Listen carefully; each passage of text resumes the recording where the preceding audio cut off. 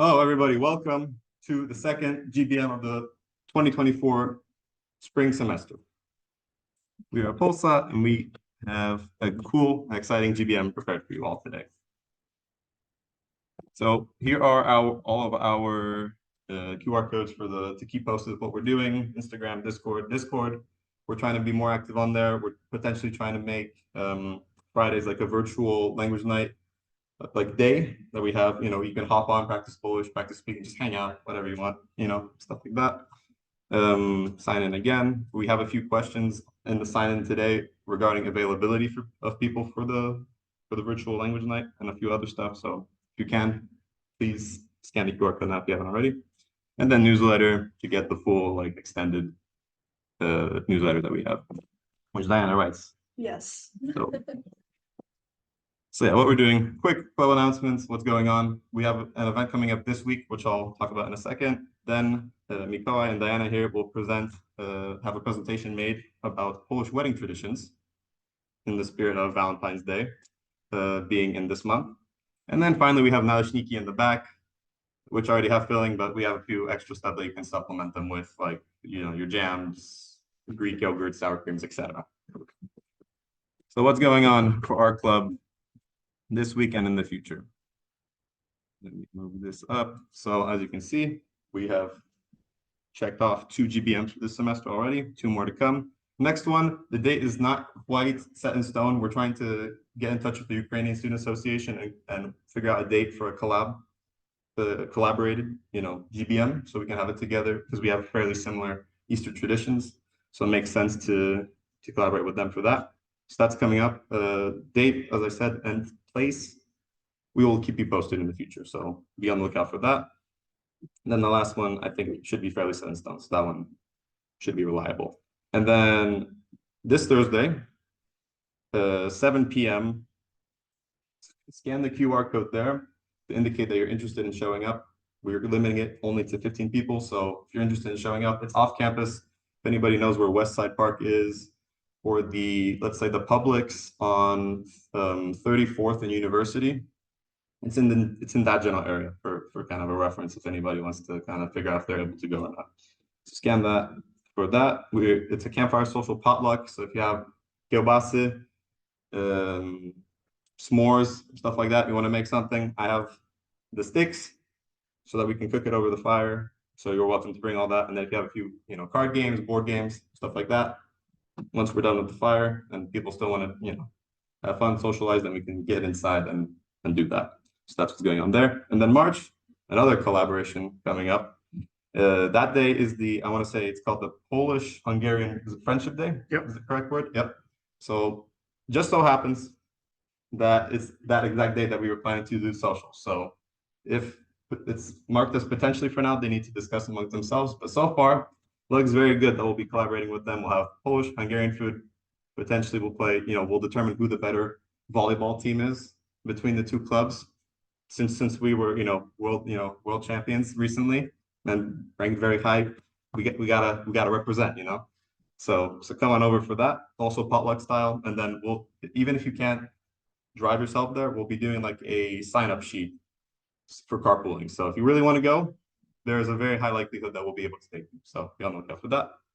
And then the YouTube channel, in case anybody misses future events or just wants to rewatch the past GBMs that we had and the presentations, we have them all recorded, except I want to say the first one where we had some technical difficulties. So take a look at that if you want to catch up on anything. And then will announce language There nights. are 2 language nights scheduled for March. March 20th is a Wednesday, which is when they have been in the past. I have a class that ends at 6, so actually more like 6:15. And March 7th is a Thursday, and so I thought maybe some variety in the date and time if someone wanted to come but wasn't available. Wednesdays at 6:15. We also have March 7th at 4 p.m. I have not figured out what we're going to do yet, but it'll be fun. So come if you do not know what language night is, it's a time for using and practicing Polish. So anyone who would like to practice speaking in Polish is welcome to come.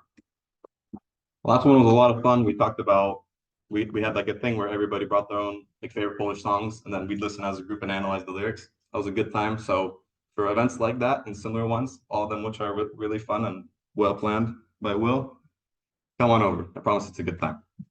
And I think that QR code is still for the campfire thing, so ignore that. All right, elections. So since this is the spring semester, just wanted to give you guys a heads up that we will be having elections coming up soon. Next GBM will be having nominations. So if anybody thinks that they want to run for position, which all the positions are listed there, and the short description is on the next slide.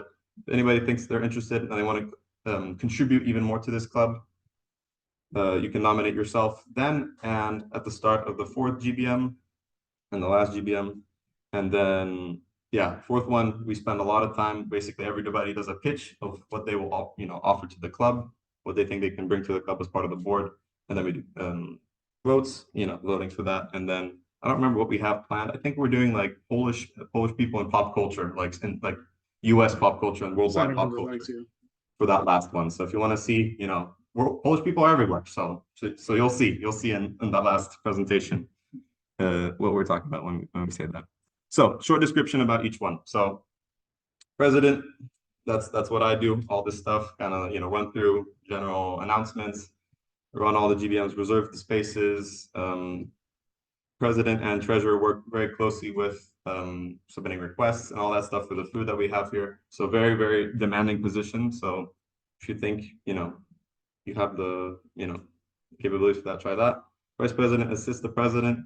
Kind of gets delegated a lot of the stuff that the president isn't able to do. So that's more or less what the VP does and a lot of other stuff in between, side projects and whatnot. Treasurer, budget requests, potentially raising funds for the club if possible would be a desired trait. Secretary, what Diana does over here, sends out email updates, those newsletters that you see.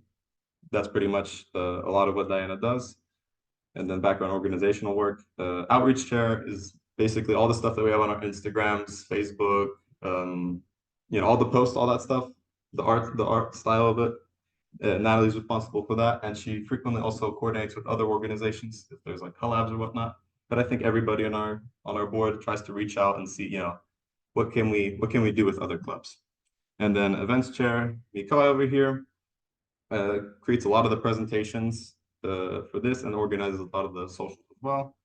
And then language chair, Will, we have who organizes, the opportunities to speak Polish and practice Polish with other people. So that's what's, what all the positions are. If you want to take a picture to kind of, so you know what's going on, go ahead.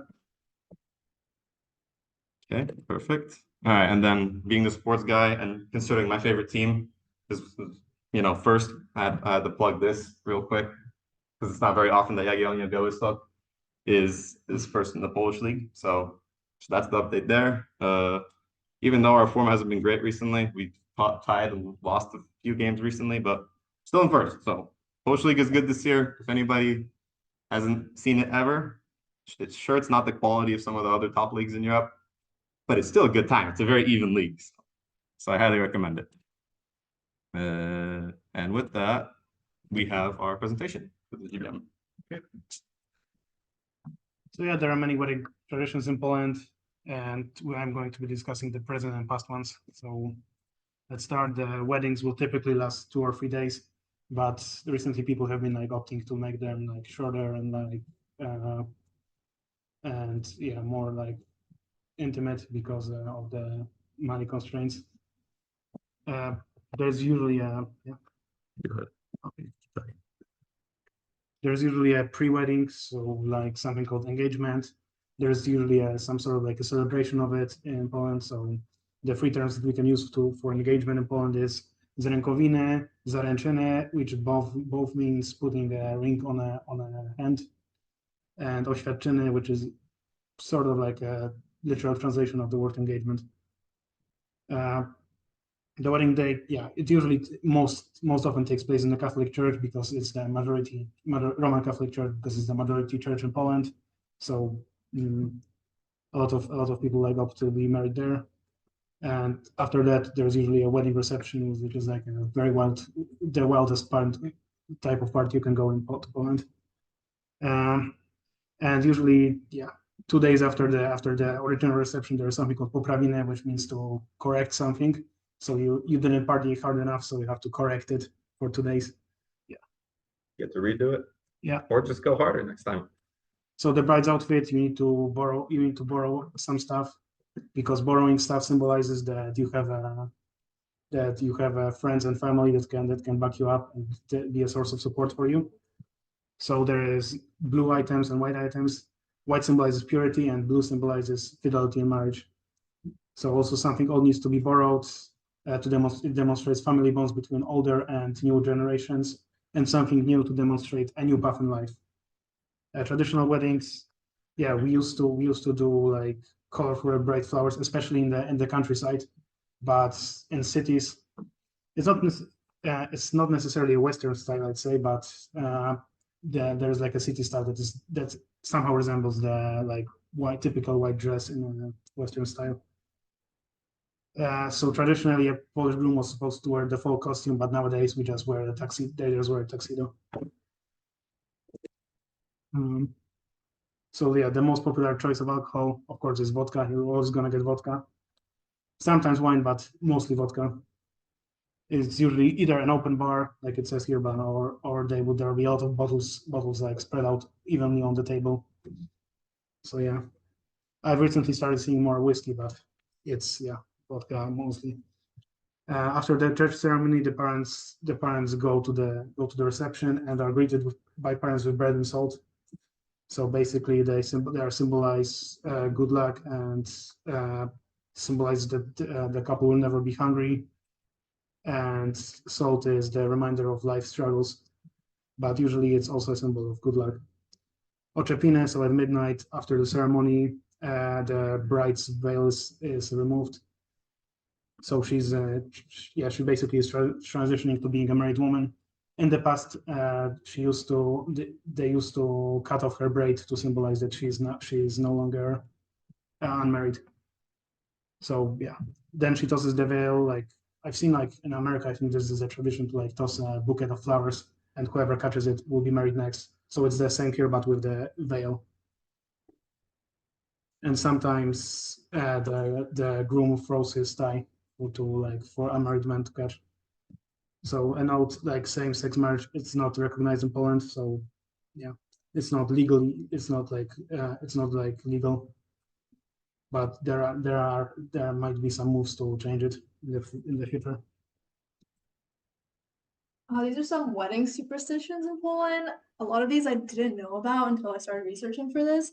But one of them is no open-toed shoes, especially for the bride, as that will bring a future of wealth and fortune which fly through the open toes.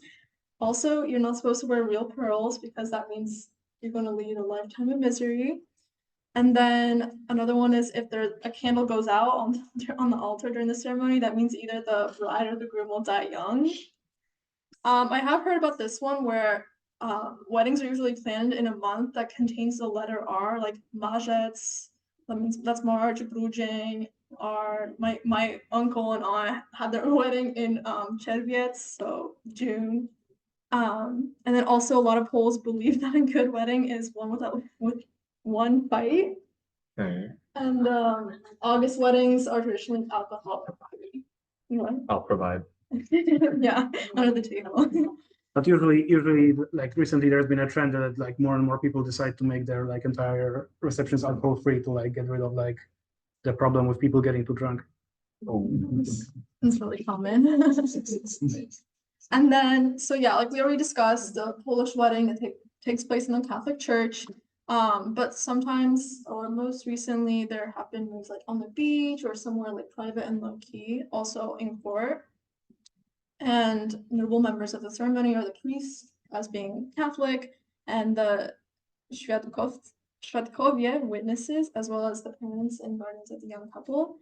And then this is a funny tradition, I really like this one. On the way to the reception, the young couple are driving in a car to get to the church, and people who like heard about the wedding will like stop the car physically in the middle of the road, and basically they have to like negotiate in terms of vodka bottles or money, but most common vodka. Bribery.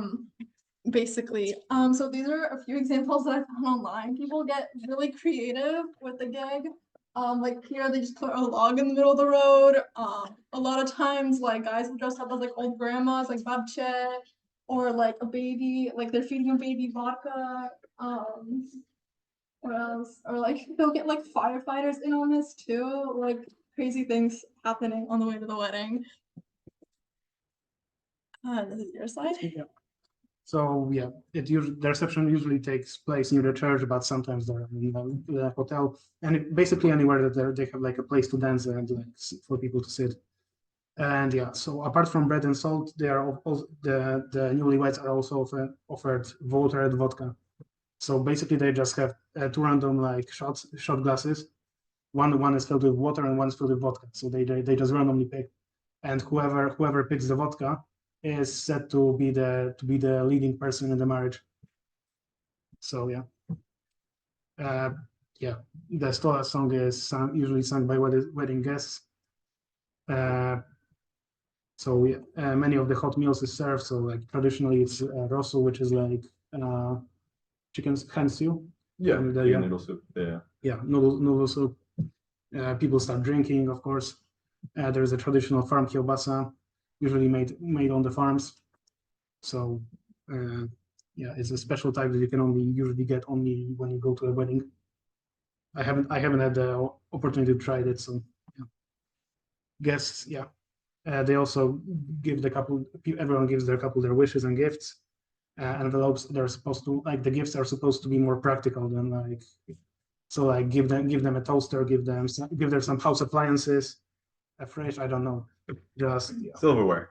That's a common one. And clocks and watches. Or just money is Yeah, the envelope's like usually just like a bunch of cash in there. yeah, usually. So like usually the money is the best because they're a bad gift in Poland, but like weddings are one of the exceptions. Yeah. So yeah, so the party begins and there are like a lot of different wedding games that like happen. Yeah. So people drink, eat, socialize, and there is I think that was yours. Oh yeah, but basically it goes on until midnight until we have the Ochipina, which is like pictured in the first picture right there. And then there are just like a bunch of games like that the live band runs. So like one of these is Husteczka, which is like a handkerchief dance during the Ochipina. That's pictured on the bottom there. I think the way that it goes, it's like somebody with the handkerchief picks someone in the circle, and then they have to like lay the handkerchief down and like both get on the knee and like was it like kiss each other's cheek or something? I don't really remember. But and then there's like the traditional ones, like I've seen like limbo, like what is it, musical chairs, things like that. Yeah. And then another tradition is that the guests can chant goshko goshko, which means bitter bitter, throughout the night. And basically when they do that, the newlyweds have to kiss. Yeah, that also happens in church sometimes. Okay, so poprawiny. So the day after the after party, there needs to be more partying.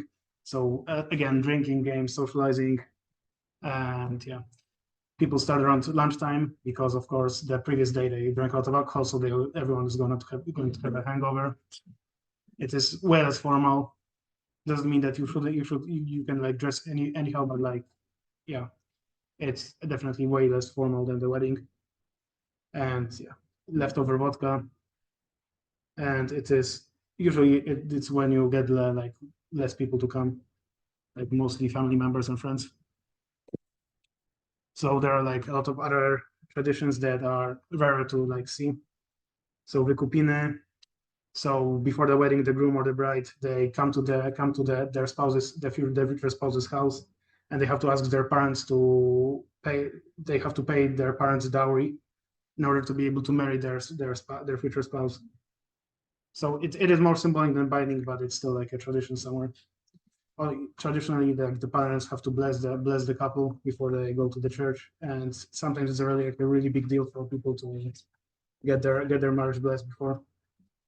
Polterabend, it's a tradition that came from Germany, but basically it's breaking the glass in front of the couple's house the day before the wedding. It's broken glass symbolizes both good luck Also when they are given before the reception, when they are given the shot glasses, they're supposed to toss those shot glasses behind them. So shattered glass basically means a new path in life, end of the old lifestyle, and it also means good luck. So yeah, they basically toss like china, plates, glasses in front of the house, and then the couple has to clean up the mess. So an Asian tradition is like throwing rice or coins at the newlywed couple right after they walk out of church. It also brings good luck. Yeah. Dancing with Polish bride with the bride for money. So this is you can during the reception you can pay the bride or like the groom to dance with their partner. It is basically kind of like a fundraising event for the newlyweds because they need money in marriage. So yeah, they're going to need it, and so they'll of course have to accept. And yeah, Polish people wear wedding rings on their right hands. I don't know what's the symbols behind it, but it has to be the right hand. Yeah, if it's on the left, then you're a widow, basically. So Polish weddings in the past, so there are like also traditional portrayals of the Polish weddings. So there are like two probably the most famous portrayals, which is in Pantadeusz and in Chłopi. And Pantadeusz is basically like a upper class wedding with nobility and they just spend their time in the countryside. And Chłopi, which is a description of like a way more wilder, similar to today's standards like Polish party, and which Chłopi, both of them are like portrayed in the movies, which is both are. I mean, I didn't watch Chłopi, but I've heard like both of them are brilliant movies. So there was usually a traditional Polonez, which was a very distinguished dance that people do in pairs. And there's the picture there depicts like a starting position of the Polonez. There's also the Wesele, which is kind of like basically sometimes when the two families meet, they can have like a lot of their differences. And Wesele is a book that depicts a very wedding of a very famous writer, and his family came from the city, while the family of the bride came from the village. And there's like a lot of like conflict in this book between the like two different worlds meeting. Because in like countryside weddings, there were like more like traditional outfits with like more like partying, while in nobility weddings it was like more talking, less dancing, and like the outfits were more like how do you say this? Made out of. They were supposed to be expensive and not like traditional. So now it's time for a Kahoot. Wait, Miko, you forgot the most important part. They serve vodka at both of them they serve vodka. Okay. It's always a tradition. Okay. Now we got everything. I was talking about differences, not the similarities.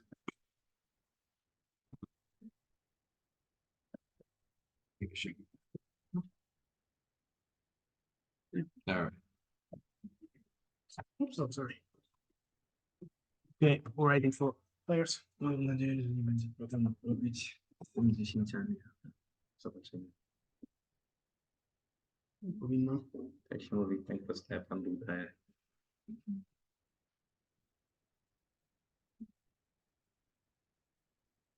Spoko.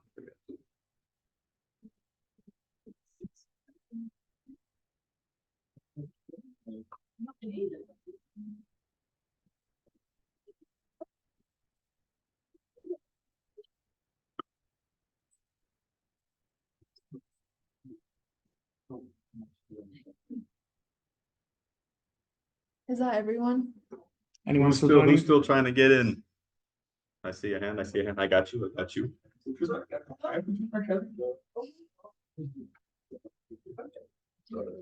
You got it? Good. All right. Okay. We can start. Everybody good? Is everybody good? Then we're starting. All right. 3, 2, 1, go. Oh, okay.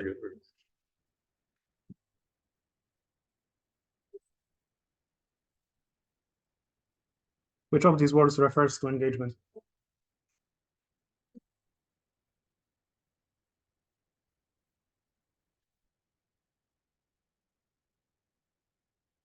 Yeah, so zaręczyny and Good, oświadczyny. good. Oczepiny is the part of the wedding and poprawiny is also a part of the wedding itself. Poprav means to redo, so poprawiny is like redoing the day, I guess you could say. Okay, so Maya's in the lead. True or false? Borrowing elements of wedding attire symbolizes help from friends and family.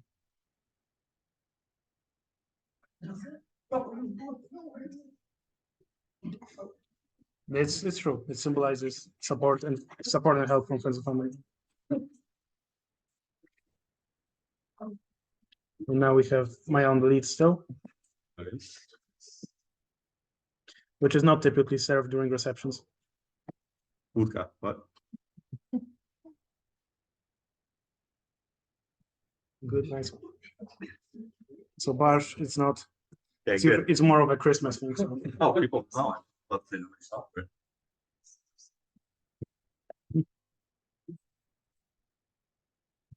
Nice, nice. Or the parents of the bride and groom greet them with at the reception. Wódka.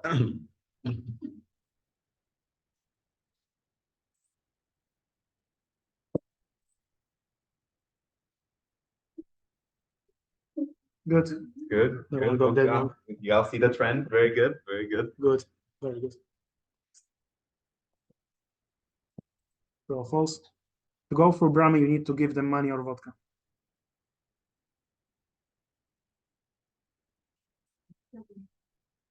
True. Brava means gates, by the way, for Yeah. anybody interested. So far, pretty stable, Yeah. pretty stable. So what is not the meaning of broken glass?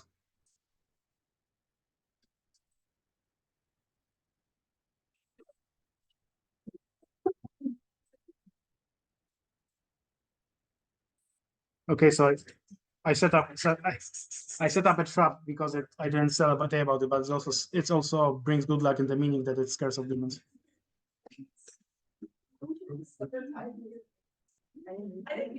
See, someone's thinking, someone's thinking.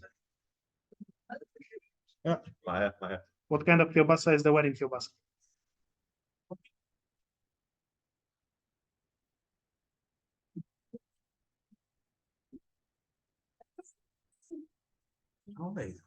It has to be its own kind, basically. Wait, jak się nazywa? Weselska? Yes. Weselna. Weselna kiełbasa. Nie.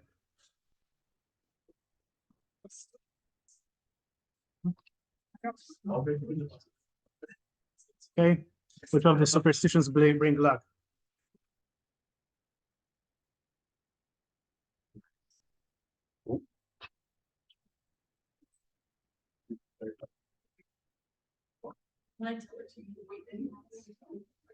The blue one if you marry wrong. Yeah.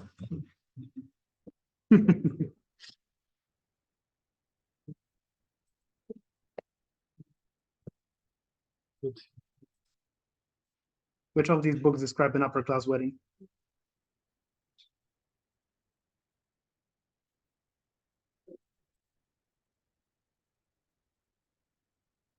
It's Pantadeusz. Chłopi is about a countryside wedding. The peasants. Chłopi, I want to say is peasant someone. That's what it Ogniem Mieczem also describes a peasant wedding. Mhm. And chłopaki nie patrzą is not a wedding movie. At least you shouldn't see it as a wedding movie. But last one. During poprawiny, the bride is unveiled.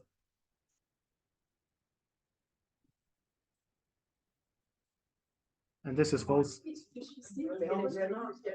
She gets unveiled during oczepin. All right. With that, drum roll, please. Emilka. Emilka, to National. way.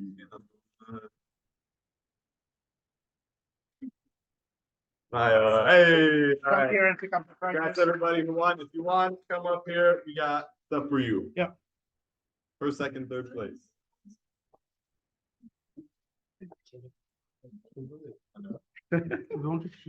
First place picks first. Really? Yes. Okay, thank you. Go ahead, sure thing. Second place picks second. Take your pick, take your pick. Good pick, excellent pick, sure thing. Third place picks Thank you. Sure thing. And Okay. that concludes the presentation for this GBM. We have food in the back, so start heading over that way for some We should probably unpack it. And thank you all for watching and see you soon. Bye.